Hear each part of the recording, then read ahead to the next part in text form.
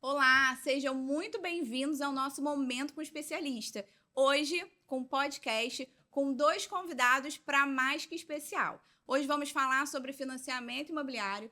Nós vamos tirar todas as dúvidas, recebemos várias perguntinhas aqui no direct. Hoje aqui você vai saber qual o melhor banco financiar, o prazo para financiar, as regras de FGTS, qual banco escolher. Então não perde por nada, já fica aqui, já manda aí o link para os teus amigos, que hoje o nosso episódio está incrível.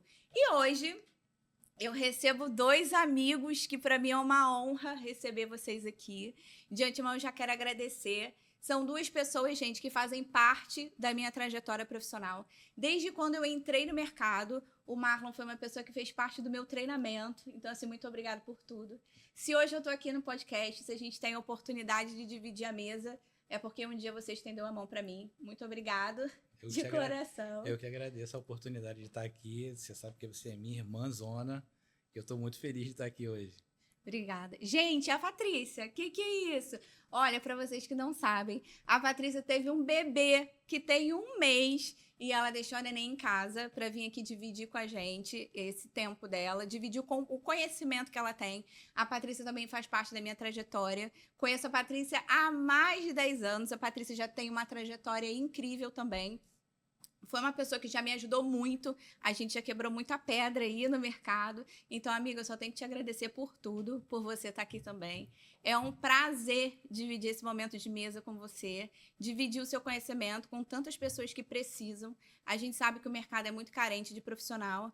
E te agradecer muito por você abrir mão do seu tempo com a sua família, de estar junto da sua filha para estar aqui com a gente nesse dia. Então, eu só tenho que te agradecer por tudo, tá? Seja muito bem-vinda. Kelly. Obrigada. Eu que agradeço por essa oportunidade. E agora eu vou ler o currículo dos meus convidados. Gente, pelo amor de Deus. Vamos ler, eu vou apresentar aqui. Eu vou ter que ler, porque é muito extenso, para vocês entenderem de quem a gente está falando. Eu vou começar pela Patrícia. A Patrícia ela tem mais de 15 anos de experiência no mercado de crédito imobiliário. A Paty já atuou em bancos, em grandes bancos. Não sei se eu posso ficar falando aqui, mas eu vou falar. A Paty já foi funcionária de grandes bancos aqui do nosso país, né, do Brasil. E ela já atuou em algumas plataformas. E hoje a Patrícia tem a própria assessoria de crédito dela, que é a Impacta. Depois vocês seguem ela aí no Instagram, tá? Precisar de crédito imobiliário, pode chamar também. E hoje a Patrícia toca a empresa dela. Paty, seja muito bem-vinda. Obrigada. E agora vamos falar desse rapaz que está aqui. Vamos falar do Marlon. Gente, o Marlon tem mais de 16 anos de experiência no mercado de crédito imobiliário. Hoje ele representa a plataforma Credit House aqui no Rio de Janeiro. O Marlon tem um VGV de aproximadamente 2 bilhões de contratos assinados em mais de 16 anos. Então, assim, pelo amor de Deus, vocês têm noção de quem está aqui da minha frente? A gente vai falar do VGV dos melhores profissionais de crédito imobiliário desse país. Então, assim, me sinto muito honrada em estar dividindo a mesa com eles. Agora a gente vai pro fight, né? Vamos falar aqui de quem domina o mercado, quais são os melhores bancos, o que eles indicam, qual é a dificuldade, o que encontra. Vou perguntar também para eles qual é a dica para quem está iniciando, para os corretores, quem é dono de imobiliária, quem precisa de parceria, quais são as dificuldades do dia a dia no crédito imobiliário. Vamos lá. Peterson, você consegue colocar para mim a questão lá dos bancos? Ó, gente, eu vou começar aqui. Vamos começar a falar do mercado. A gente sabe aí que hoje, vamos botar, sim, praticamente 61% dos processos hoje que a gente faz no mercado imobiliário como um todo, eles são diretamente da Caixa.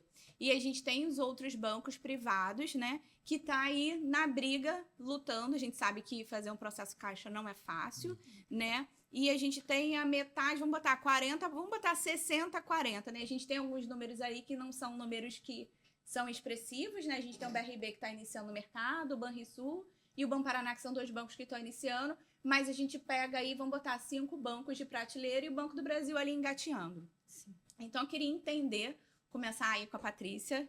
A Patrícia trabalhou em grandes 2 plays aí do mercado, que foi o Santander e o Itaú.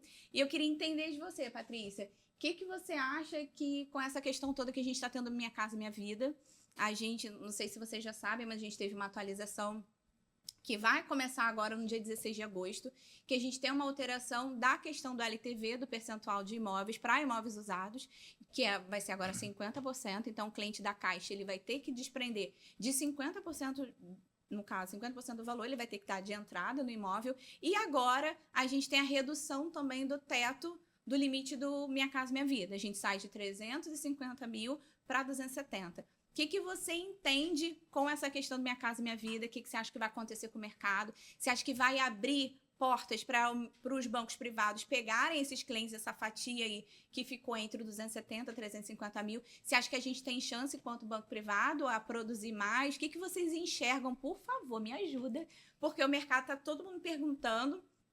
A maioria das perguntas que eu recebi no direct foi essa questão do Minha Casa Minha Vida, porque a gente, enquanto banco privado, eu falo a gente porque a gente trabalha com plataforma, galera. Então, a gente tem a possibilidade de trabalhar com todos os bancos. Então, todo mundo que está aqui na mesa, a gente atua com todos os bancos. Mas a gente sabe que a questão da Caixa é específica para o Minha Casa Minha Vida. E a gente tem aquele cliente que ele não está, teoricamente, enquadrado no banco privado porque ele não tem renda. Então, com essa questão dos imóveis usados, o que você acha? Você acha que vai ser benéfico para o cliente, para a gente pegar esse cara e jogar ele para o banco privado, ou você acha que não, que a gente vai entrar na questão de rating? Como é que você vê o mercado? Fala comigo, Paty. Vamos lá, né? Olha, eu recebi essa notícia da Caixa na semana passada e foi muito bom para os bancos privados, porque, assim, são três... Veio no momento perfeito, né? O Itaú, por exemplo, ele tinha a torneira fechada. Ele ficou com a torneira fechada aí 1 ano. O que a gente fala de torneira fechada? Ele reduziu muito o crédito, né? Para todos os clientes. Ele estava vendo muito score, estava querendo pegar no mercado somente aquela fatia do bolo perfeita. E isso, para o banco privado, foi muito ruim. A gente foi impactado. E os clientes foram para onde? Para a Caixa. Só que o perfil do cliente do Itaú é o perfil do que a Caixa fechou a torneira agora, né? Que é o renda 4.400 até 8.000. O banco, ele quer esse cliente. É um cliente, um perfil legal para o Banco Itaú, o Banco Santander, que é eu que eu vou defender aí no dia de hoje. O banco privado, ele gosta desse cliente. E ele não veio somente com essa redução, ele veio com 3 reduções, que foi esse perfil do Minha Casa Minha Vida com renda de 4.400 até 8.000. Amiga, ele só explica pra galera que é o faixa 3, né? Que todo mundo fica, Minha Casa Minha Vida, faixa 3 e tudo mais. Não, é o faixa 3, isso. Perfeito, que é o 4.400 até 8.000. O faixa 1 e faixa 2 não teve problema nenhum, mas esse faixa 3 teve essa mudança. Tem o cliente também, que é o que a gente gosta, que é o pró-cotista, que reduziu para 50%. E o pró-cotista, ele é um cliente com financiamento até 800, 900, 1 milhão, que é o dentro do SFH. E então, que nunca tem verba também. Que nunca tem verba. E então, o mercado adorou. O Itaú começou a aprovar bastante cliente. Então, todos esses clientes, eu já entrei em contato, a gente está entrando em contato, você está entrando em contato, mudando ele para o banco privado. Eu super gostei, né? Então, a gente aumentou muito a nossa carteira. Para você ter uma noção, a gente aumentou 70% de aprovação. O Itaú aumentou. E o Santander, ele não está querendo sair da briga também. O que o Santander fez? Está equiparando taxa. Não equiparando taxa com Caixa Econômica. Nunca vai acontecer. Essa taxa da Caixa Econômica é muito boa. Mas está equiparando a taxa do Itaú. 10,49. Então, assim, se a gente tiver hoje, teoricamente, um corretor que tem um cliente já aprovado dentro do Santander ou dentro da Caixa do Inter, de qual banco for. Sim. Se ele trouxer essa taxa, essa carta de crédito para você, você consegue pedir uma majoração, consegue equiparar a taxa dele? Como é que está funcionando? A gente consegue, sim. Claro que vamos analisar o cliente como um todo. Tá? Vamos ver se esse é um cliente de perfil bom para o banco, se ele tem um histórico bom no banco, e aquele que não tem um histórico, se ele tem um mercado, né, um histórico bom no mercado, e vamos estar brigando por essa taxa. A gente não quer perder mercado, não. Marlon, e pro Bradesco? O Bradesco, o Marlon vai representar o Bradesco aqui. Eu vou direcionar todas as perguntas do Bradesco para ele. Amigo, como é que tá o Bradesco em relação a essa questão aí do faixa 3? Porque, assim, só para esclarecer também, gente, quando a gente tá falando aqui de faixa 3, pro corretor, enfim, para quem é do mercado já vai saber, mas tem muita gente que vai assistir a gente também que não sabe que é o faixa 3 e quais foram essas alterações. Essas alterações foram para o cliente, como a Paty falou, do cliente ali que ganha de 4 mil até 8 mil reais, que é um cliente agora que o cliente precisa ter 50% de entrada, né? A gente está falando de imóveis avulsos, eu não estou falando de empreendimento, de quando você compra na planta, eu estou falando quando você vai lá na imobiliária comprar o imóvel. Então, hoje, se você for lá na imobiliária comprar um imóvelzinho, e for usado, a Caixa vai fazer essa redução, né? Sim. Então, para empreendimentos, a gente não mexe, continua a mesma coisa lá na LTV de 80% a 90%, só que para o usado, o cliente tem que ter 50%. Sim. E a gente sabe que é quase que impossível hoje uma pessoa, vamos falar que está saindo do aluguel, que é literalmente essa faixa aí de renda e da população que a gente vai pegar. Então, é muito difícil o cliente ter 50% de entrada do imóvel. Sim. Até porque ele vai ter que custear ainda ITBI e registro. Sim. E somando a renda familiar, vai ser muito difícil. E aí, como a Paty falou, tem toda uma questão do banco ter interesse por esse cliente. Como é que o Bradesco está entendendo, como é que entendeu a notícia? Tem também, ou teve, ou vai ter alguma política de crédito, alguma coisa para a gente poder absorver esses clientes? A gente sabe que o Bradesco tem toda a questão de conta, né? De formalização para a gente aprovar o crédito do cliente. Como é que tá? O Bradesco se preparou? A gente tem sistema para isso? Não tem? Conta pra gente. Como a Paty falou, vai abrir uma lacuna muito grande para os bancos privados, né? Então, até o dia 19, se eu não me engano, isso vai acontecer essa mudança, o mercado vai mexer novamente, né? E aí quem está com 50% vai querer financiar um pouco mais, 80%, porque estava com 80% aprovado. O Bradesco ele tem a política de crédito para você poder fazer o crédito, você vai precisar abrir uma conta e ter sua classificação, né? E se sua renda comportar aquilo, ao valor que você deseja, o banco vai financiar 80%. Em alguns casos, pode acontecer de financiar 85%. Então, esse cliente que vai reduzir, o Bradesco ele pode se movimentar a poder fazer um percentual até maior para o cliente. E aí acaba que pega esse nicho de mercado, né? Então, como o Itaú, Santander, o privado ele vai se mexer nesse formato. E aí mexe todo o mercado também. A taxa de juros hoje está em torno de 10,49, né? Tá um pouco diferente da Caixa Econômica Federal, porém, às vezes o cliente já está com tudo pronto e aí ele precisa finalizar, quer comprar o seu imóvel, aquele sonho, né, que é o sonho da casa própria. E aí acaba que os privados eles vão se movimentar também para poder fazer isso. E o Bradesco, obviamente, também vai pegar uma parte dessa fatia. Marlon, deixa eu te fazer uma outra pergunta. A gente tem a questão do Bradesco, que a gente sabe que para quem é servidor do Estado aqui do Rio de Janeiro, vocês têm alguns benefícios para essa classe, vamos colocar assim. E na Caixa, a gente tinha no passado essa questão toda do relacionamento. Se você é servidor público, você ter conta, cartão de crédito, e a gente sabe que o banco privado, ele não faz essa casadinha toda que a Caixa faz. Essa questão toda do Estado, o convênio com o Estado do cliente, ter a possibilidade de financiar 90% ainda está vigente. Então, assim, Kelly, o cliente que ele está no avulso na Caixa, olha, em contrapartida, ele teria lá na Caixa 9,99, mas ele tem que ter 50% de entrada. Aqui no Bradesco eu tenho taxa de 10,49, mas ao invés de 50, eu financio para ele 90. Isso tá valendo ainda? Tá valendo ainda. Quem é do Estado pode financiar 90%. Né? Tá. Então, tá vigente ainda, na verdade. Tá. E assim, quando o cliente chega, teoricamente, quando o corretor envia uma pasta para você, ou a imobiliária, ou a construtora, você já sinaliza no sistema que esse cliente, ele é servidor público e aí tem algum tipo de exceção ou já entra no automático? Não, na verdade, muita gente não sabe, né? Então, quando o corretor ou o cliente passa para a gente, eu já informo, o senhor tem condições de financiar 90%, o seu funcionário é público estadual, então, às vezes o cliente não sabe, ele, é verdade?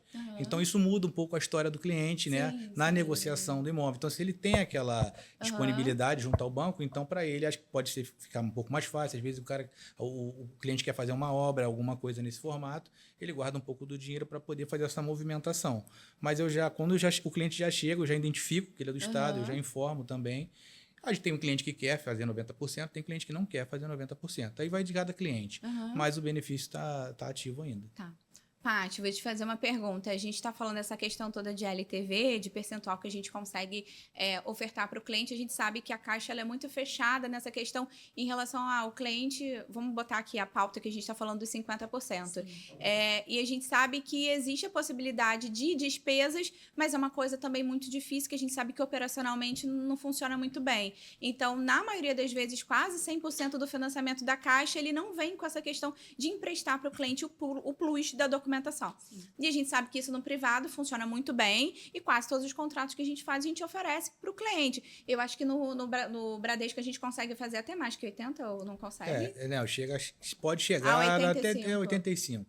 Tá. E a gente também tem a questão de ser como reembolso de despesa. Como é que funciona essa questão da documentação no Itaú, no Santander? É porque, teoricamente, eu vou sair de 50, eu posso emprestar 80 ainda a documentação. O cliente recebe antes, durante e depois. Como é que funciona essa questão da documentação dentro do Itaú, do Santander? Então, Kelly, os dois bancos trabalham de forma completamente diferente, né? O Itaú, ele pode emprestar até 90%, dependendo do histórico do cliente, do rate. E esses 90% tem que estar dentro, os 5% que a gente fala que é empréstimo de despesa, tem que estar dentro desses 90%, dessa possibilidade de 90%. E é reembolso. O que a gente fala como reembolso? O contrato tem que ser registrado. Depois que registra o contrato, os 5% da despesa cai na conta do comprador. Isso a gente chama de reembolso. Completamente diferente do Santander. O Santander, o limite dele é 80 e os 5% que a gente fala de empréstimo de despesa tem que estar dentro dos 80, ou seja, um financiamento de 75% a pagar ao vendedor e mais 5% de despesa que é acreditado também na conta do cliente. Só que o plus da questão no Santander, mesmo tendo uma LTV menor, é que cai assim que o cliente assina. O cliente, o comprador e vendedor assinou hoje, no 24 horas, esse valor de 5% cai na conta do comprador. Ou seja, é realmente para despesa. Aí o cliente paga o ITBI dele, paga o registro, nesse limite de 5%. Então, os dois bancos emprestam, porém de forma diferente. O plus da questão é essa. O cliente quer para fazer a mudança, fazer uma obra posterior, ou o cliente quer para pagar realmente as despesas? Se for para pagar realmente a despesa, vá para o Santander. Se for para como plus da questão, para fazer uma obra ou ajudar mesmo na mudança, vá para o Itaú. Mas ambos 5%. Marlon, como é que funciona lá no Bradesco? No Bradesco também o cliente é igual ao Santander. O cliente assinou hoje na agência o contrato, a gerente vai informar no sistema do banco, num dia depois o dinheiro está na conta do comprador, né, com os 5% liberado para ele fazer o que ele quiser. Então, teoricamente, a gente está falando aí que, né, toda essa questão de reembolso de despesas cartorárias, se a gente fosse botar aqui em pauta, vamos colocar que o Bradesco e o Santander sairia na frente, porque a gente sabe que para registrar o cliente precisa pagar ITBI e registro. Então, teoricamente, o cliente precisa, né, pagar ali. Então, a gente já tem, mediante assinatura, a questão do dinheiro liberado na conta dele. Isso aí. Então, se a gente for falar aqui de um ranking de banco, a gente vai dizer que no quesito de despesas cartorárias, né, de reembolso, despesas cartorárias, o que for, o Santander e o Bradesco estão na frente, correto? Isso. Agora aqui, ó, uma perguntinha que todo mundo bombou aqui no direct é sobre a questão de FGTS. A gente sabe que FGTS é um tema muito polêmico, né?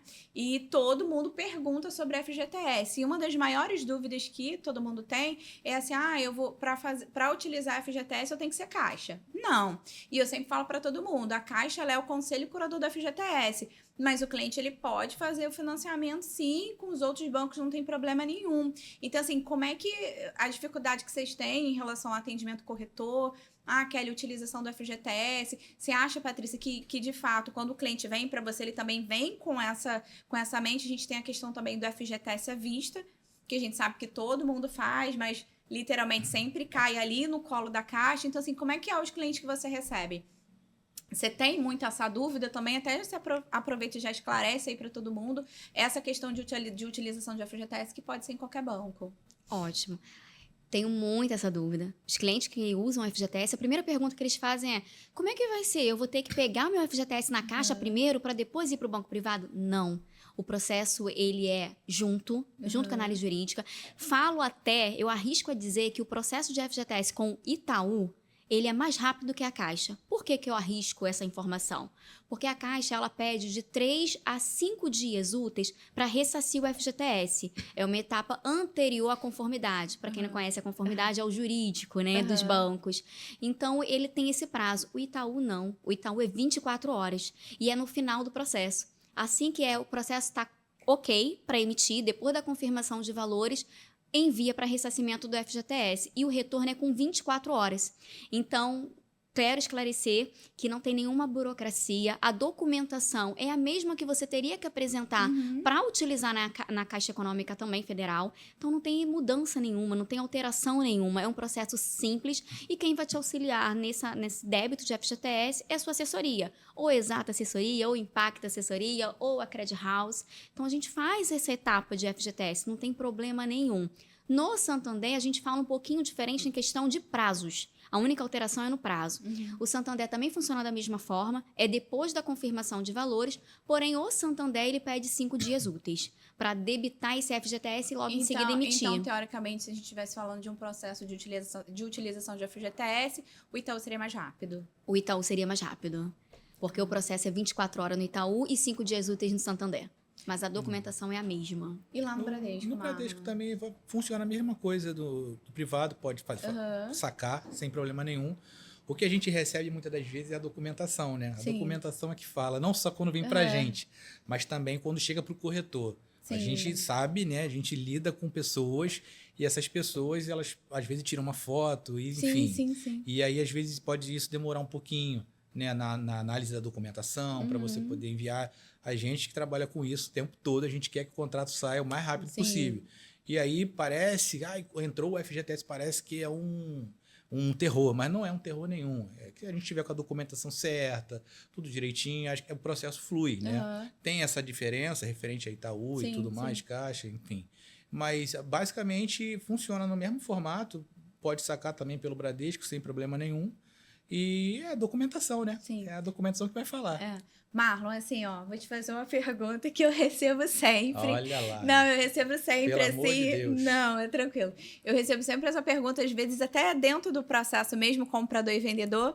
E aí eles ficam assustados, porque quando entra nessa fase de conformidade, de análise jurídica, eles olham hoje, a gente sabe que para fazer uma operação de FGTS, eles precisam da autorização no aplicativo. Sim. E aí o cliente fica acompanhando ali diariamente o FGTS dele. E aí, quando ele vê que o saldo do FGTS dele não tá lá, ele entra em desespero porque ele não viu o FGTS. Aí o vendedor já começa a ligar porque ele não recebeu o dinheiro do FGTS dele. Então, assim, queria que você explicasse para as pessoas que o FGTS, assim como os recursos do financiamento, não vai para o vendedor, que existe todo um procedimento. Isso é bem bacana você explicar, porque a gente sabe que tem muito corretor que assiste a gente e isso é dúvida comum. Tanto de quem está comprando, né, um imóvel, quem está fazendo o processo sozinho, quem está na construtora e dos corretores que estão enviando. Se o cliente olhar lá o FGTS e ver que está zerado, qual é o prazo para a liberação? Como é que funciona isso? Só para a gente deixar bem claro para quem está assistindo. Deixando bem claro, não fiquem desesperados, pelo amor de Deus, tá? É só porque zerou sua conta do FGTS, é porque sacou. Pum, sacou. O vendedor só recebe esse valor depois de um contrato registrado no cartório. Então, ele vai receber, junto com os recursos do financiamento, o FGTS. Um detalhe, recebe corrigido. Né? Porque a partir do momento que emite o contrato, aquele contrato ali, ele tem um prazo para ser registrado, depende do cartório, não depende do banco, depende do cartório, e ele, ao mês, se por acaso passar mais de um mês, ele está sendo corrigido, e o FGTS também. Levou o contrato na agência, mandou para o Itaú, para o Santander, nos bancos, os bancos têm lá o prazo de liberação deles. E quando libera tanto o valor do financiamento que foi feito, mas também o FGTS. Então, não se desesperem, porque isso acontece todo dia, quase toda que hora. sempre. E não é nenhum problema. Sim, isso é sim. normal. Isso faz parte. Sim, então ótimo, Marlon. Pô, foi perfeita a sua explicação. Agora eu queria entrar em uma outra polêmica também, agora que vai responder a Paty. Paty, eu também recebo sempre aqui, até foi uma pergunta também que pediram para eu esclarecer com vocês, é o seguinte, o cliente acha que ele assinou o contrato de financiamento e que ele só vai começar a pagar depois que ele receber as chaves do imóvel dele. E a gente que trabalha com crédito, a gente sabe que não é assim, que uma coisa não está condicionada à outra, então, por favor, explique para quem está nos assistindo o porquê, se é legal, não é, por que funciona, como é que funciona e quando ele vai receber. E assim, frisa, gostaria que você explicasse bem para as pessoas a questão da remuneração. Porque o cliente, ele pensa que, não, meu dinheiro está parado, né? Meu dinheiro está parado e eu já estou tendo que pagar, o banco está me cobrando. Que isso, banco? E aí começa aquele desespero, achando que o banco está querendo roubar ele porque ele não tem as chaves e porque ele tem que pagar, ele é obrigado. Então, por favor, explique aqui para gente, né? Como é que funciona a questão da liberação de recursos do vendedor na compra e venda. Ótimo, então vou explicar essa parte. É interessante, né? A gente fala aí de que o dinheiro está parado. Não, não está parado. Ele tá sendo remunerado, claro que é via índice de poupança, então a remuneração é bem pequena, mas existe essa remuneração, né? 30 dias após. Devo ressaltar também que a parcela do cliente, ela vence com 30 dias. Ou seja, nós estamos hoje no dia 8, né? 8 de agosto. O cliente que assina hoje, a parcela dele, a primeira parcela, o comprador, a primeira parcela dele vem dia 8 de setembro. Então, 30 dias, independente se o contrato está registrado ou não, ele vai pagar aquela primeira parcelinha dele lá para o banco, o cliente comprador. Agora, o cliente vendedor, se o contrato dele for registrado posterior a 8 de agosto, ou seja, se ficar mais de 30 dias o dinheiro dele retido com o banco, existe a remuneração. A remuneração via índice poupança. Então, quando cai na conta dele, suponhamos que ele financiou 200 mil, comprador, vai cair mais de 200. Devo ressaltar o seguinte, Kelly, que é muito importante. Se for registrado antes do dia 8 de agosto, não tem remuneração. Sim. A remuneração ela só acontece se ocorrer mais de 30 dias. Menos que 30 dias não ocorre, como qualquer investimento que o cliente faz. Então, é dessa forma que é o procedimento. Tá ótimo. Até para falar para as pessoas, assim, o contrato emitiu, como a Paty disse, não é na assinatura, vamos assinar. Sim. O contrato já foi, não é no dia que vai assinar, assinei com 10 dias depois, não esquece isso. Não é assim, não é no dia que assinou, é no dia que emitiu o contrato. Sim, Exatamente. tem outro ponto aqui bem polêmico, eu vou colocar os assuntos mais polêmicos aqui para eles responderem, que é essa questão de avaliação de engenharia, que a gente sabe que é um tema bem, vamos botar assim, bem bombástico pra gente que trabalha aqui. Cada hora é uma notícia diferente, e as pessoas falam assim, ai, Kelly, mas vocês já sabem tudo. Não, a gente não sabe tudo. Cada dia é uma dificuldade diferente, cada dia um cliente diferente, um case diferente, uma oportunidade pra gente aprender. Vou até dividir aqui com vocês um caso que a gente teve recente, foi de um imóvel de leilão. A gente sabe que a Caixa trabalha muito forte com essa questão dos imóveis de leilão. Agora a gente tem possibilidade até do cliente dar 5% de entrada, e o cliente arrematou esse imóvel no leilão e posterior já para poder vender. Arrematou, em seguida já registrou, já conseguiu uma pessoa para poder vender. Na venda dele foi feito um novo processo de avaliação de engenharia, porque ele estava vendendo para terceiros. E aí a Caixa negou a garantia desse imóvel. E aí foi uma confusão louca. E aí depois a gente foi entender que a avaliação de engenharia para arrematação ela foi feita online. Então o imóvel estava fechado, o engenheiro não tinha possibilidade de entrar. E ao entrar o outro engenheiro, quando entrou no imóvel, ele verificou que estava faltando muitas coisas e foi negada a engenharia. Então, assim, para o cliente foi muito péssimo. O cliente teve que reparar tudo que precisava ser ajustado ali para ele conseguir a garantia do imóvel. E a gente sabe que no nosso dia a dia a gente tem problema de depreciação, o engenheiro coloca o preço lá embaixo, a gente tem a questão de acréscimo de áreas, a gente tem uma série de questões que envolvem o tema de avaliação de engenharia, e vamos falar que tanto o nosso bolso quanto o bolso do corretor está literalmente ligado ali. O corretor ele só vai receber a comissão dele se nós conseguirmos, de fato, fazer o cliente dele assinar o contrato de financiamento. Caso contrário, a venda dele cai. Então, um problema na engenharia, um documento que ele manda para você de foto de qualquer jeito, ou uma omissão, corretor, presta atenção na gente nisso, tá? Uma omissão de uma informação, um estado civil que não declarou, uma verbação que não fez no imóvel, tudo isso cai a venda dele e, consequentemente, o nosso trabalho vai por água abaixo. Então, Paty, queria que você falasse pra gente aí como é que você vê a questão da engenharia dos bancos, qual banco que você acha que é mais flexível, porque às vezes a gente já tem um cliente, já sei que vai ter esse problema aqui. Existe algum banco que é mais flexível? Existe alguma modalidade? Olha, para apartamento a gente sabia que estava fazendo online. Não, para casa tem que ser presencial. Se for nesse banco, a gente tem mais saída. Se for nesse, a gente não tem. Como é que funciona? Você fala aí pra gente do Itaú e do Bradesco, do Itaú e do Santander, fala da Caixa também, depois o Marlon pincela aí para finalizar com o Bradesco. Vou sair que é na polêmica. frente com aquele banco que vai ganhar essa questão. Sem dúvida alguma, o Itaú. O Itaú, ele tem uma flexibilização dele, que ele consegue até 150% de acréscimo. Algo que nenhum banco, nem o Bradesco consegue. Aí a gente ganha aí bonito essa base do mercado. Se o imóvel tiver 150% de acréscimo, o Itaú, ele deixa. Com uma questão, é claro, que o imóvel ele vai ser avaliado dentro do valor daquilo que for na RGI, registrado. No Isso. Um exemplo, eu tô falando aqui, vamos botar, de um imóvel de 250 metros quadrados que vale R$ 500 mil. Então, a avaliação de engenharia vai ser em cima dos R$ 500 mil e não do que está um acréscimo lá dos mais 100 metros. Isso, se tiver registrado no RGI, 200 metros quadrados ou 250 metros quadrados. Porém, quando o engenheiro chega lá no imóvel, tem 300 metros, 350. O valor de engenharia vai ser em cima dos 250. Sim. Porém, aquele laudo ele não vai ser negado. Sim. Algo que acontece nos demais bancos. O Santander não tem essa flexibilização também. O Santander, ele vai ser avaliado dentro da área que está registrada. E se tiver 50% de acréscimo, vai ser negado aquele laudo pedindo a regularização desses 50% dentro do RGI. Tá? A Caixa Econômica, a gente vai falar A que gente é o nem pior. coloca em pauta, porque a gente não vai pode. perder de lavada nesse assunto. Vamos Nem sim. adianta a gente botar essa pauta aqui, que é até vergonhoso falar sobre isso, que é muito cara crachá e a gente já sabe como é que funciona, não adianta argumentar, não adianta a gente Não adianta. fazer nada. Paty, eu vi uma informação sobre o Itaú, até tem mais ou menos 1 ano e meio atrás, que essa questão de casas bifamiliares, que ele estava aceitando casa que tinha até 2 relógios. Enfim, quando a gente fala relógio, a gente fala questão de poste, energia. Como é que tá isso? Isso foi para frente, não foi? Foi só uma moda ou não é usual? O que acontece com essa informação? Kelly, é uma coisa bem... Assim, eu vou te falar que é um assunto polêmico, porque é casual.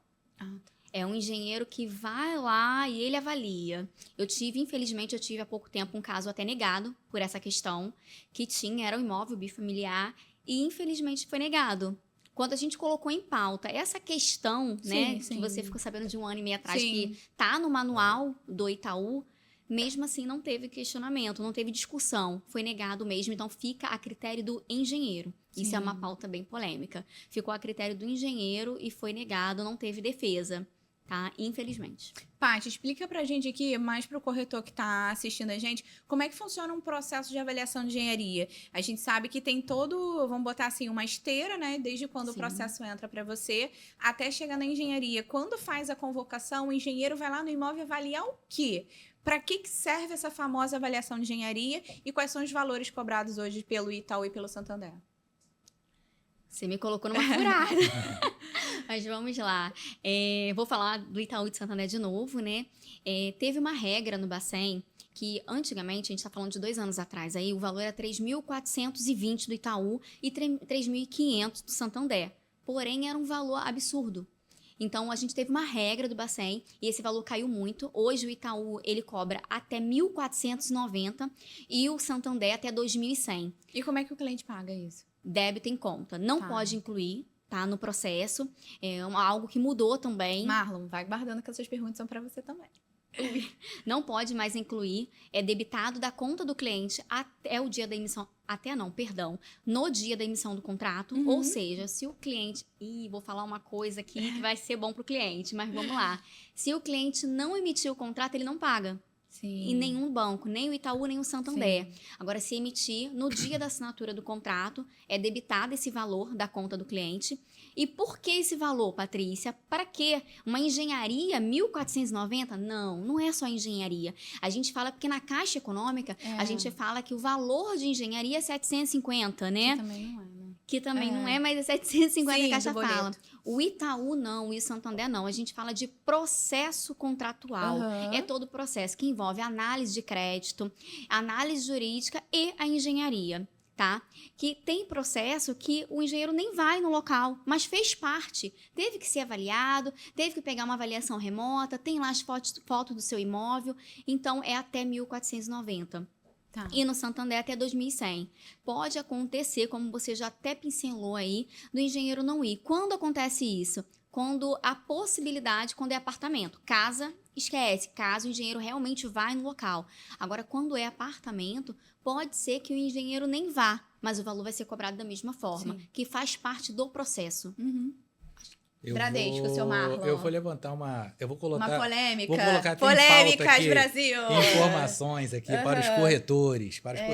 Corretores amados do meu Brasil. Vocês precisam ajudar a gente. Ajuda a gente, porque tem acontecido muito, tá? De, às vezes, o apartamento ele não ter uma numeração. Sim, ou uma casa. boa. Ele não tem ali. Ele não, Boa. então, quando o engenheiro vai fazer a avaliação do imóvel... Caramba, tirou essa, Guardei. guardou, hein? Guardei esse trunfo. E aí, quando o engenheiro vai lá, a gente Nega sabe o que laudo. ele nega o laudo porque não tinha lá. Porque não tinha numeração. Antigamente, há um tempo atrás, poderia se bater uma foto, Sim, porque é simples, sim, né? sim. A gente sabe que o imóvel existe, tudo lá, botei a numeração lá e ok. Só que hoje não tem como mais fazer isso. Tem que. Eles pedem a planta, né? Sim. Do metro quadrado, a planta do empreendimento, para você suprir a necessidade da engenharia. E às vezes não tem. Então a gente tem que.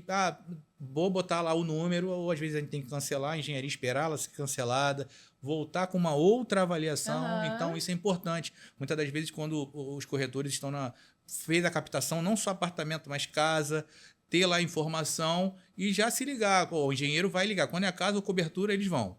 Quando não é, então, às vezes, apartamento meio que é mais remoto, né?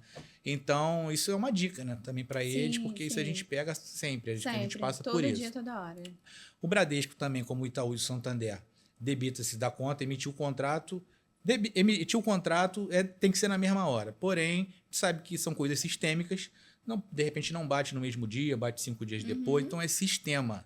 Né? Então, como a Patrícia falou, eles mudaram os valores, né? E de acordo com a avaliação, o banco visualiza, tem um teto que é 2.200 e alguma coisa, não sei agora, Sim. de cabeça eu não estou me recordando, mas e aí tem uma variação. Pode ser que o valor da engenharia pode sair a R$1.000, 900, 1.200. E lembrando que quando emite o contrato, debita esse valor e debita o MIP e o DFI, que são os seguros que o cliente já está assegurado, né? Então, para ficar... basicamente isso. Agora eu posso entrar em outra polêmica? E lá vem. A gente vai pensar aqui que toda vez que a gente faz um processo de financiamento, as parcelas são feitas em débito automático, né? E na maioria das vezes o cliente acaba indo para a Caixa, porque quando ele pensa em habitação, vamos falar, quando a gente pensa em financiamento, a gente vai pensar na Caixa. A gente vai pensar que a Caixa é um banco de habitação, enfim, tem toda aquela questão cultural. E que hoje, ainda mais a gente que lida com isso há muito tempo, a gente sabe que não é isso, né? Não funciona dessa forma. E a Caixa acaba perdendo os clientes porque ela não tem um gerente personalizado para poder atender o cliente. Se o processo for um processo, vamos botar de alto padrão, que for acima de R$1 milhão, a gente não consegue fazer na Caixa por causa de uma série de questões de comitê. Se for acima de 3 milhões, então, pelo amor de Deus, a gente nem vai falar que a gente vai para um comitê Brasília. Então, assim, existem coisas que a gente, de fato, não consegue fazer na Caixa, né? E outras que o banco privado faz muito bem. Hoje a gente vai botar um cliente dentro do Select que o gerente do Santander falta pegar ele no colo e dar um atendimento todo para ele. Só que as pessoas ainda ficam com essa questão cultural de que, no banco privado é muito caro. No banco privado eu tenho que abrir conta. Não é só no banco privado. Em todos os bancos você tem que ter conta. Sim. Então, independente de ser banco privado ou não. Como é que funciona essa questão no privado? Eu vou perguntar para vocês, mas aqui, eu tenho hoje na Caixa uma questão toda de relacionamento. O cliente vai pagar, ele tem que ter conta, cartão de crédito, a conta dele tem que ser qualificada, ele tem que ter uma seguridade. E quando eu estou com esse cliente no banco privado, eu nem peço para abrir conta, eu peço para pegar a conta que ele já tem, eu não vou condicionar nenhum produto, eu não vou fazer nada para ele. Então, assim, como é que você vê essa questão dos produtos, né? Existe a possibilidade do gerente do Bradesco dar alguma facilidade para ele? Olha, eu vou te dar isenção, a gente sabe que... Depois eu vou pedir para a Patrícia falar que a gente tem isso dentro do Itaú. Mas no Bradesco a gente tem, um exemplo, eu sou corretora, estou te encaminhando um cliente, meu cliente quer fazer Bradesco, né? O que esse cliente vai ter comercialmente, qual é o atendimento gerencial que ele vai ter, além do seu atendimento, que é maravilhoso, mas assim, da parte comercial da agência, o que esse cliente tem? Quais são os benefícios que o Bradesco dá para ele ter ele como cliente? Quando o cliente, eu visualizo esse cliente, eu visualizo na forma da renda, aonde eu consigo enquadrar ele, né? Da melhor forma possível para ele ter um bom atendimento. Eu conheço vários gerentes, né, que trabalham com ele, que eu trabalho com boa, eles. gente, olha só. Cortando aqui o Marlon só para dar essa dica. Não precisa ficar com medo do perfil do cliente de vocês. Independente do perfil, a gente vai ter o gerente certo para poder indicar. Sim. Sempre vai ser gerente da nossa confiança. Então, se ele for Prime, o Marlon vai direcionar ele para o Prime. Se ele for exclusivo, para o exclusivo, o Marlon vai pincelar aqui só para deixar claro Porque às vezes a galera tem medo de falar assim, ai, não, mas o meu cliente, ai, mas vai ser muito caro, ai, Prime, parece que, né, a gente vai tirar, o Sim. gerente vai tirar a roupa do cliente. Não. E assim, não é isso. Sim. Então, assim, explica para todo mundo o porquê dessas segmentações, né? Sim. Eu acho que é bem importante a gente falar, porque teoricamente os privados não exigem nada do cliente nesse sentido, Sim. né? Você só tem que ter uma conta. Sim, né? Tem que ter abertura de conta, a gente vai enquadrar o cliente com a renda dele, de acordo com... Você pode explicar essa questão da conta? Posso. Eu acho bem legal para as pessoas começarem a entender qual é o perfil e acho que até vai facilitar na hora de começar a enviar a pasta, enfim. Sim. O Prime, ele tem que ter uma renda de até 15 mil reais, acima de 15 mil reais, né? Outra pergunta, posso só te fazer uma perguntinha que é o que o corretor me pergunta. Prime acima de 15 mil, mas independente dele ser empresário, independente dele ser CLT, se ele comprovou renda, ele vai para esse enquadramento de carteira e aí vai ter uma gerente exclusiva para ele. Isso aí. Do cartão Black. Isso daí, do cartão Black. Sem limite. Do mais top, Então, ele tem acima de 15 mil, ele tem essa possibilidade de ser Prime, né? Uhum. De 10 até 5, ele entra no Exclusive. Sim. E abaixo entra no Classic. Então, isso varia muito. Às vezes, o cliente... um pedido que a gente faz, né? Quando a gente está com o cliente, não vai abrir a conta sozinho. Pelo amor de Deus. Sim. A gente tem pessoas que nós temos confiança e tudo mais, porque é muito mais fácil da gente trabalhar com o gerente que a gente conhece, né? É mais palpável e a gente tem uma certa, né, nem facilidade, mas é uma maleabilidade de fazer o processo, da gente tem que enquadrar, porque a gente tem que perguntar algumas coisas, né? Então, na indicação nossa, não é que a gente não está ganhando nada com isso. Sim. A gente quer a facilidade de poder fazer o processo o mais breve possível. Eu quero que o processo entre hoje e essa semana que vem. Sim. Então, é isso que a gente quer isso. Né? Então, e hoje o cliente, quando ele entra, um exemplo, no Prime, ele tem uma certa isenção de tarifa lá e tudo mais. Mas não é agregado nenhum tipo de produto. Aí, às vezes, o cliente quer, eu quero fazer um cartão Black, eu quero ter acesso à pontuação e tudo mais. Então, isso fica por conta, né? Fica mais por conta lá do gerente, para ele fazer esse contato com o cliente, se aproximar mais do cliente, para ele ter esse envolvimento. Né? Então, basicamente isso. Paty, como é que funciona lá no Santander, no Itaú? Fala pra gente. Vamos lá. No Santander, tem o Select, que é a renda a partir de 15 mil também. Que é como se fosse um Prime. É como fosse um Prime. A gente fala aí de Prime Bradesco, Select Santander e Personalité Itaú. São a renda acima de 15 mil, tá? No Santander, a renda a partir de 15 mil, ele entra no Select. Não precisa de nenhum produto agregado. Ele tem uma tarifa, sim, mensal. Porém, essa tarifa mensal ela pode ser isenta por 6 meses. Depois de 6 meses, o cliente ele vai ser autoavaliado novamente para ver se vai continuar com essa isenção ou não. Faça o mesmo pedido do meu amigo. Não vá na agência sozinho. Porque a gente precisa de uma questão no Santander. A gente vai precisar do gerente, porque é ele que assina o contrato. Então, quando você vai numa agência sozinho, procura um gerente Select que você quer, porque ele está pertinho da sua casa ou algo desse tipo, a gente fica refém desse gerente, porque para ele assinar. Então, às vezes, o gerente entra de férias. Às vezes, o gerente ele não quer assinar naquele momento porque ele está com uma fila de clientes. Então, tem uma falta de flexibilização. E sem falar também que não é o mercado dele. Ele está na agência para fazer outros produtos. Até bom, vai ser a outra pergunta que eu vou entrar já, falar sobre os nossos serviços, né? A questão da gente ser específico só no crédito imobiliário. A gente sabe que o gerente que está lá vai fazer a capitalização, vai fazer os produtos, vai gerir a conta. E o time da venda do corretor e do nosso trabalho não é o mesmo time do gerente. Então, se o corretor for direto na gerente, teoricamente o nosso trabalho vai ficar parado e a gente vai receber ligação de todo mundo e o processo parado porque a gente não tem o auxílio dele. Amiga, explica isso aí pra todo mundo. Exato. O gerente da conta, eu não vou falar que ele é ruim. Nunca vou falar. Até porque são os nossos parceiros. Exato. Mas não é o mercado específico. dele. O gerente de agência, ele tem que vender financiamento imobiliário, financiamento de carro, capitalização, empréstimo, investimento, é uma série, é um leque de produtos. Então, ele não vai ficar focado naquele habitação, diferente da gente. Nós somos focados somente na habitação. Então, por favor, não vá na agência que você quer. Peça o auxílio para ir no gerente que a gente indicar. Isso. Agora, Desculpa.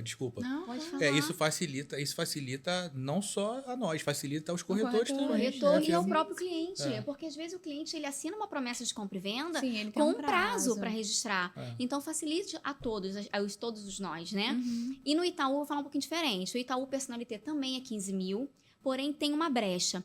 Todo cliente que é médico, ele não precisa, ele pode ter uma renda de 5, 6, 7. Essa O eu não médico, sabia, ele hein? entra direto no Personalité. Tá? Existe mais algumas profissões ou só o médico? A princípio é o médico e o fisioterapeuta, né? Ele não precisa. Ele vai direto já pro personalité. Ele não precisa ter renda de 15 mil. Ele pode ter renda de 5, 6, 7, 8. Ele vai direto pro personalité. E uma coisa que agora eu vou te ganhar. Não vai não, que eu já eu venho com uma... Ai, eu já venho com uma pra você já. Vai, então depende do seu conhecimento no Itaú, porque Não, o meu vai não, direto. Não, no Itaú não. Vou falar do Bradesco. Tá, então tá bom. No Itaú vai direto. E um ponto bem legal no Itaú, independente do segmento, que é o personalité, renda acima de 15, com exceção do que eu te expliquei agora. Aham. O Uniclass, que é o renda de 5 a 15, ou aquele cliente de renda comum, que a gente fala de conta simples, que é até 5 mil. Tem um diferencial. A partir do momento que você faz o habitacional, enquanto você estiver pagando seu financiamento, você é isento de tarifa. Então, você não teoricamente, paga se o nada. cliente entrar, fazer um processo de financiamento pelo Itaú, ele não paga a tarifa de administração da conta. Não paga Porque eles tarifa. ficam com medo de achar que personalité, vai ser muito caro. Então, ele fez o financiamento, enquanto o financiamento dele estiver ativo, ele tem isenção de tarifa. Ele tem isenção de tarifa. E aí, Marlon, tem uma pra bater essa? Tem. Não, Ah. essa não. Mas pra quem não sabe também, o médico, o Bradesco, ele enxerga de uma forma sim, diferente sim, também sim. e parecida com a do Itaú. Então, às vezes, a pessoa é médica, apresenta a carteira, né? Aham. E aí o Bradesco também ele enxerga diferente. Era isso. Mas enxerga diferente dando a isenção? No Prime, não, entra com isenção. É, Ah, porque Não, não assim- no financiamento todo, mas ele entra na abertura da conta, ele entra com a isenção de tarifa e tudo mais. É Entendeu? porque Eles também é uma enxergam- questão muito gerencial. Às É. vezes eu tenho um cliente que já fez algumas migrações de conta para o Bradesco e a gerente lá na hora negocia algumas coisas com ele e dá isenção, dá um Sim. cartão específico, enfim, acaba fazendo um combo lá. Eu acho que a gente falando como um todo, assim, na visão de banco, a Caixa Econômica, embora a gente vai ficar olhando para ali, que ela tem a maior fatia do mercado, ela perde muito porque ela não tem esse atendimento. Então, assim, o cliente da Caixa, ele não tem um gerente exclusivo só para ele. Por ser um banco focado de habitação, é todo mundo atendendo. Então, assim, quando a gente vai para o banco privado, a gente tem um atendimento mais humanizado, mais personalizado para o cliente, e a gente sabe que esses clientes não querem ficar na fila para poder... E assim, quando a gente vai falar assim, qual é a melhor taxa, Caixa? Pelo amor de Deus, não quero ir para esse banco. E a gente não... A tarifa é bem pequena, né? Vamos botar, a gente, dependendo aí da cesta de produto, é 12,50. Pode botar aquele cartão lá que, enfim, não posso ficar falando muito, mas um cartão com uma anuidade bem baratinha. E mais a gente sabe que, em contrapartida, ele não tem esse atendimento personalizado. E o cliente fica com medo de ir pro privado, às vezes, por causa da questão da tarifa da conta. Sim. A minha conta, a tarifa é muito cara, vai me cobrar quase R$100, eu já tenho uma conta que eu não utilizo. E um outro ponto importante da gente destacar é que se o cliente vier pra gente para aprovação, ele já tiver uma conta, a gente pode utilizar a conta dele, correto? Sim. A gente Não pode- precisa abrir conta. É necessário ter uma conta, Sim, como você já até ressaltou, para fazer habitação. Porém, se ele já for correntista, se ele tiver uma conta, ele vai usar essa conta. Inclusive, se ele tiver uma conta que estiver inativa, não é cancelada, não é fechada. Mas estiver inativa, é só ele depositar um determinado valor, pode ser a partir de R$1, que essa conta ativa novamente e ele pode usar essa conta. A Aham. única conta que não pode ser usada é aquela conta específica, a conta salário. Porque a conta salário, pelo regulamento Bacen, ela não pode ter nenhum tipo de débito. Sim. Então, essa conta não pode ser utilizada Isso serve para todos os bancos. para todos os Pra bancos. todos os bancos. Agora, não sendo a conta específica salário, ele pode usar a conta que ele já tem. Tá. Isso. Agora eu vou entrar em uma outra polêmica aqui, ó. Só fazendo Só pergunta de polêmica. corretor. Só pergunta que os corretores fazem. É assim, a gente vai falar como financiamento imobiliário, a gente vai tocar aqui numa pauta que hoje quase 90% das vendas que são de fato efetivadas aqui no Brasil, a gente vai utilizar financiamento imobiliário. Então, quase ninguém compra à vista. E assim, até a galera que está no alto padrão, os clientes pegam o dinheiro, eles possuem grana, enfim, condição financeira para poder financiar, mas eles colocam esse dinheiro numa XP, enfim, num banco de investimento qualquer, colocam o dinheiro para girar, para fazer dinheiro, faz um financiamento imobiliário e, teoricamente, com o valor do rendimento lá do investimento, eles pagam o financiamento imobiliário. Então, a gente está falando aí de um mercado onde 90% de tudo que acontece de venda gira em torno do nosso mercado. Então, assim, como é essencial o nosso trabalho, né, em conjunto com as imobiliárias, com as construtoras, enfim, nessa questão toda aqui de financiamento. Eu queria entender com vocês, a gente tem alguns bancos aí que está iniciando agora, que é o BRB e o Banco Inter. São dois bancos que ainda estão, vamos falar, e tem o Banco do Brasil, que sempre trabalhou, mas é muito deficiente ainda nessa questão do imobiliário. Então, eu queria que vocês falassem um pouquinho como é que vocês veem a atuação do Inter e do BRB, quem vocês estão indicando para esse banco, Kelly? Não dá para operar, porque administrativamente ainda é muito ruim, porque a gente sabe que o nosso fator é tempo. Como a Paty falou, o cliente assina um sinal, princípio de pagamento, uma promessa que seja, aonde tem um prazo estipulado. E aí o nosso tempo começa o nosso prazo começa a correr contra o relógio. Então a gente precisa performar, entregar o contrato, assinar, registrar, para posterior ele pegar as chaves, né? E finalizar a operação com o corretor. E a gente sabe que bancos que estão iniciando agora, o procedimento ainda não está funcionando 100%. Então, assim, como é que vocês conseguem enxergar isso? Como é que tá a questão da aprovação?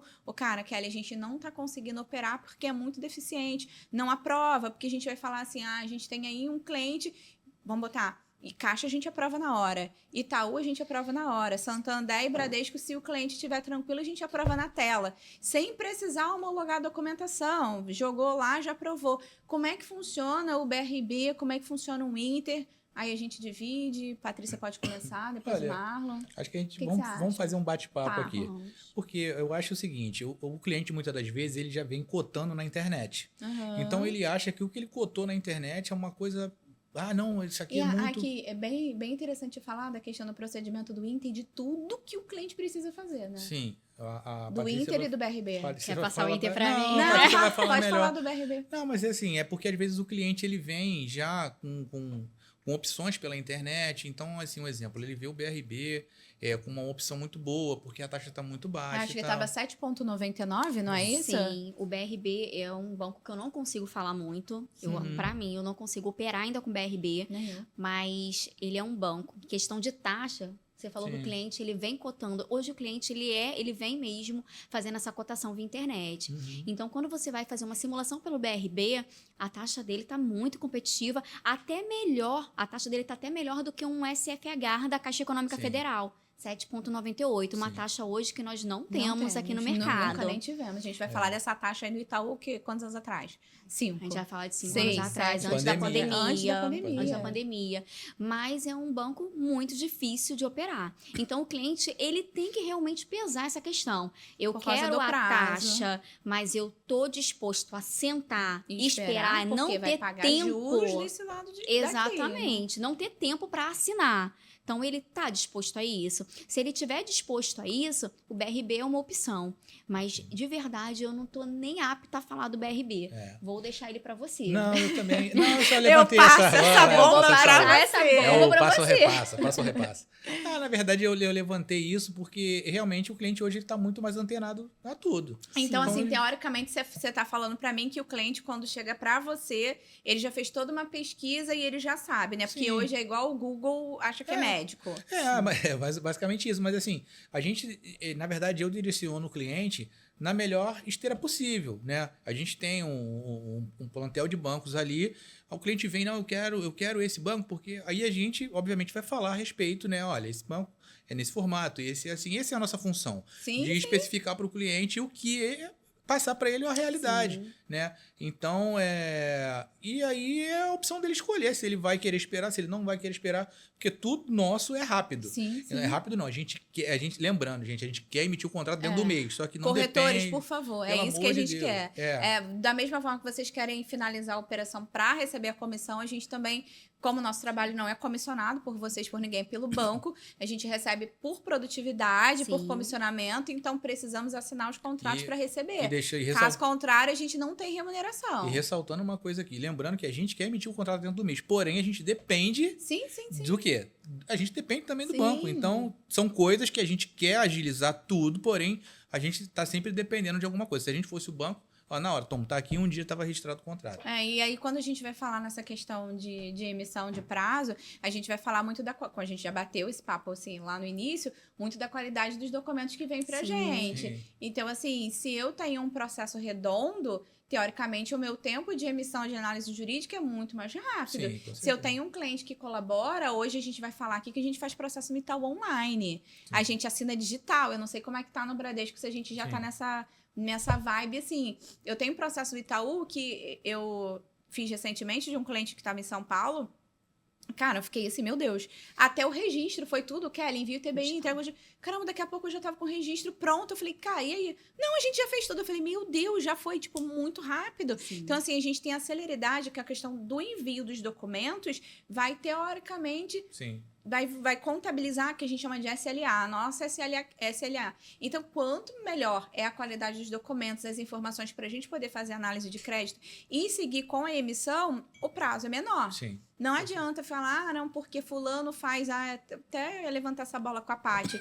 Que, assim, a gente recebe muitos clientes que falam assim, não, porque eu faço em tal plataforma com tantos dias. Não, porque eu faço em tal plataforma com tantos dias. Bem que a gente deixar bem claro aqui que a plataforma do banco, a lei, os prazos, a SLA é igual para todo mundo. única. O regimento do Banco Central é para todo mundo. O normativo é para todo mundo. Existem algumas pessoas que rasgam o normativo, né? Mas, via de regra, é igual para todo mundo. Então, Sim. assim, levanta essa bola também, amiga, para a gente poder falar sobre isso.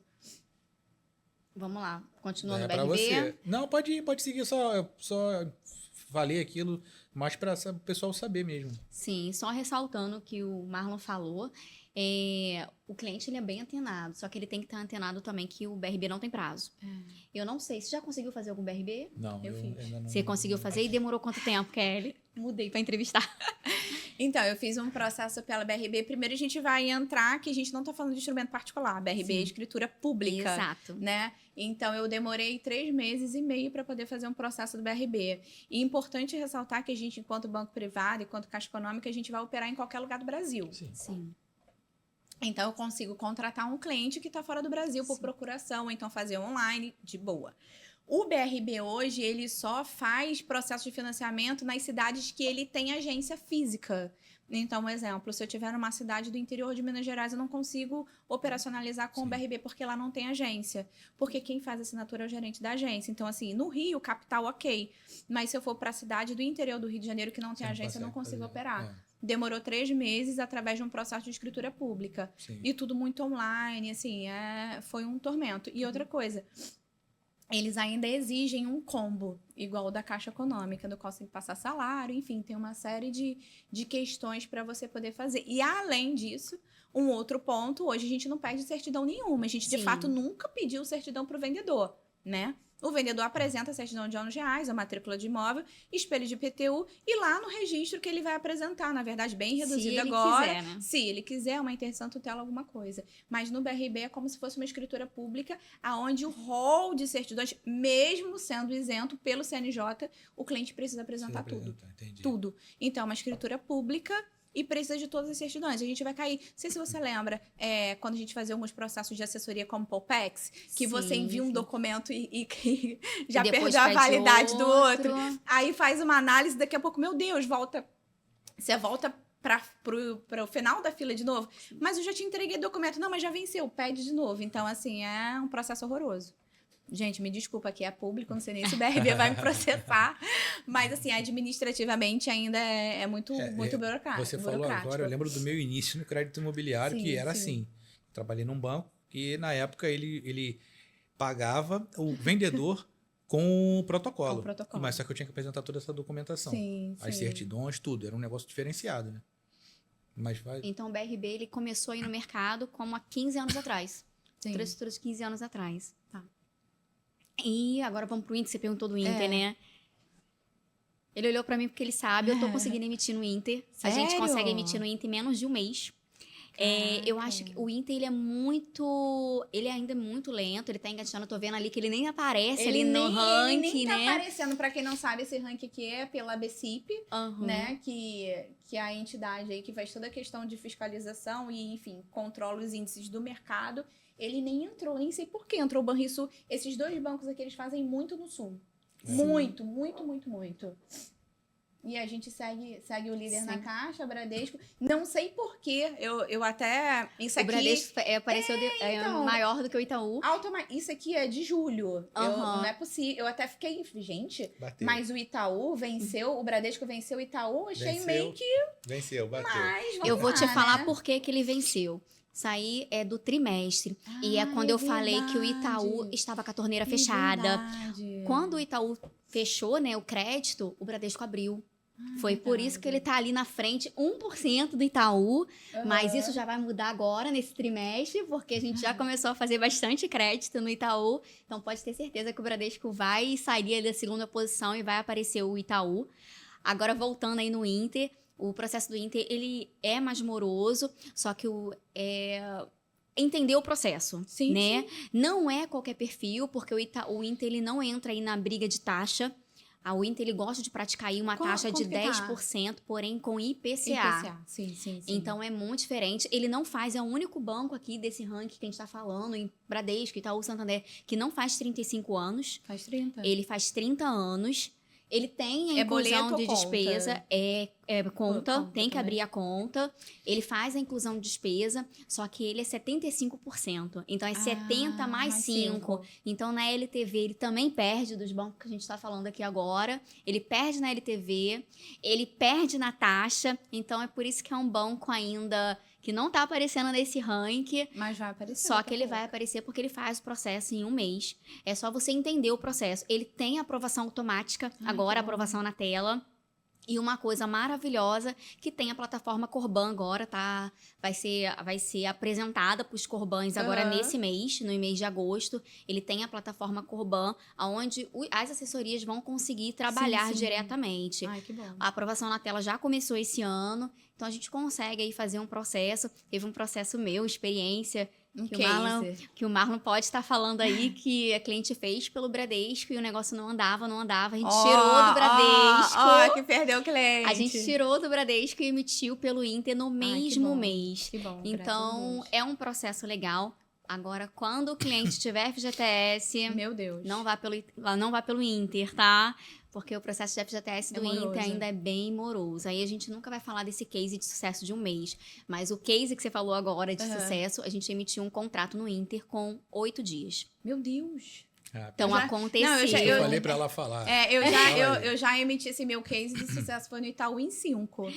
Eu tenho um case de sucesso no Itaú de um dia. Meu Deus do então céu. Eu vou falar um case de sucesso. Não, para. Eu tenho um case de sucesso do Bradesco. Que foi o meu cliente. A gente tem vários, na verdade. A gente tem vários cases, mas é interessante isso daí porque é diferente, né? Sim, então, um banco que está iniciando, já está há muito tempo no mercado, mas a gente estava passando a ouvir falar agora do Banco Inter, então é por isso que eu falei para ela falar. Sim. Gente, o nosso tempo está chegando ao fim. Cara, tem muito assunto pra gente falar. Tem muito assunto. Tem muita coisa. A gente vai falar de crédito imobiliário que a gente ficaria um episódio, 2, 3. Eu acho que para cada episódio teria que ser um assunto. Avaliação de engenharia, análise jurídica, banco. Tem muita coisa pra gente falar. Mas assim, para finalizar aqui, esse episódio que teremos outros convites. Eu queria que, Marlon, que você deixasse aqui uma dica, Paty também. Uma dica para quem tá iniciando. Quem é corretor, a gente sabe que o trabalho deles, vamos botar a performance dele, depende do nosso trabalho exclusivamente. Então, assim, queria que você desse uma dica para quem está iniciando. Primeiro, vamos fazer um resuminho, né, aqui do Marlon, quem é o Marlon, eu já falei, mas, tipo assim, queria que você falasse para mim da tua trajetória e a dica que você deixa para quem está iniciando um crédito imobiliário, para quem é corretor, para quem é imobiliária, e depois a Paty, e a gente encerra. Tá boa. São 16 anos que eu trabalho com isso, sou apaixonado pelo crédito imobiliário. Ai, amigo, que então, isso aqui é gratificante de estar aqui com vocês hoje. É muito bacana, assim, fico lisonjeado de estar aqui. Para quem está entrando no mercado, procura saber a respeito de tudo, se interesse, busque informação, porque eu busquei muita informação, a gente não sabe tudo, a gente está aqui com esse tempo todo de mercado, mas a gente não sabe tudo. A gente procura informação, os corretores, a gente tenta ajudar da melhor forma possível, a gente quer fazer tudo com brevidade, como eu falei, não depende só da gente. Então, assim, conte com a gente, a gente trabalha com os bancos, cada um veio representar aqui, e a gente está aqui para poder ajudar a fazer um negócio perfeito, um negócio com qualidade, um negócio bacana, um negócio direito. Nem sempre sai, né? Porque isso faz parte, somos seres humanos. Quem está atrás, dando no back-office, é ser humano também. Então, assim, é basicamente isso. Mas, para quem quer entrar, se dedique, porque é um mercado muito promissor, que a gente já está aqui até esse tempo todo, 16 anos. Então, que a pessoa se dedique muito ao que quer, né? Sim. E se quiser entrar no mercado imobiliário, tem 2 referências aqui boas. Falem com elas. Você, Paty? Então, primeiro eu quero agradecer a você. Foi muito leve, foi gostoso. Realmente é muito simples falar do crédito imobiliário. Eu sou apaixonada. Vou até repetir o que meu amigo falou, o que a Kelly vai falar. Nós somos apaixonados pelo mercado, que é um mercado gostoso. Tenho 15 anos de mercado, trabalhei em 2 grandes bancos, que eu acho que deu para perceber quais bancos que eu trabalhei. Pedi desligamento do último banco para realmente trabalhar com todos, porque todos os dias a gente aprende, todos os dias é gostoso, é prazeroso. Eu falo que não é um trabalho, né? A gente consegue tirar o dia como um lazer. Não sabemos tudo, não sei tudo, todos os dias eu estou aprendendo um pouco mais. E a dica que eu vou dar para os corretores, para as assessorias, acredite na gente. Quando a gente fala para vocês que o documento tá ruim, que é para trabalhar um pouquinho mais o cliente, acredite, porque a gente quer o melhor. Como a Kelly ressaltou aqui nesse bate-papo, a gente só ganha quando a gente emite. Então, o nosso interesse é tão igual a você corretor, tão igual a você cliente que quer emitir o seu contrato. A gente também tem fôlego para emitir, a gente quer emitir rápido. Então acredite na gente. E aquele corretor que negou o seu cliente, não desista. Olha aí quantos bancos nós temos, né? Então em algum banco a gente vai conseguir trabalhar esse seu cliente. Às vezes o que o cliente precisa é somente ser um pouco mais trabalhado, ter um pouquinho mais de experiência, né? Que em mexer naquela conta, em fazer a sua renda. Então não desista do seu cliente. Ele vai ser aprovado em algum momento, porque nós trabalhamos com todos esses bancos. Então, em algum momento, você vai conseguir fazer essa venda para esse cliente. Porque o financiamento bancário, ele é um sonho. Ele não é somente um sonho para você, cliente. Ele é um sonho para a gente também. Porque é gratificante emitir. É verdade. Eu encerro aqui agradecendo muito. Vamos precisar de muitos episódios para a gente poder colocar mais assuntos aqui à mesa. Agradeço demais vocês fazem parte da minha vida. E como a Paty falou, Marlon, também trabalhar com crédito imobiliário, trabalhar no mercado imobiliário, a gente vai falar de realização de sonhos, a gente vai falar de trazer dignidade para as famílias, a gente vai falar sobre moradia, a gente vai falar de uma série de coisas que a gente proporciona para as pessoas através do nosso trabalho. Eu falo para todas as meninas que trabalham comigo, que eu falo, cara, a gente precisa trabalhar isso muito a sério dentro da gente, no sentido de entender que é o sonho do cliente. Pra gente é uma coisa muito normal, aprovar um crédito e tudo mais. Recentemente eu passei por um processo com uma amiga minha e, assim, cada etapa que a gente ia avançando até assinar o contrato dela como se fosse da minha casa. Então, você vê pessoas que, de fato, levaram a vida inteira no aluguel, juntando dinheiro, se preparando para poder chegar nesse momento. E aí, quando chega nesse momento, a única coisa que eles precisam, de fato, é ser atendidos, ter um atendimento bom, de boa qualidade, com profissionais competentes, e todo mundo que está aqui nessa mesa tem esse mesmo viés. Acho que é por isso que a gente está aí no mercado há tantos anos, e que a gente possa continuar realizando sonhos e levando dignidade para as muitas famílias que a gente ajuda. Isso, ressaltando e lembrando uma coisa que é muito importante, somos amigos, até hoje. Amigos. Cada um tem a sua empresa, né? Trabalha numa empresa e somos amigos. E é isso que é mais importante também, esse viés nosso, né? Então é bem gratificante. Pô, muito feliz aqui de estar aqui. E que venham outros episódios. Muito obrigada. É isso aí.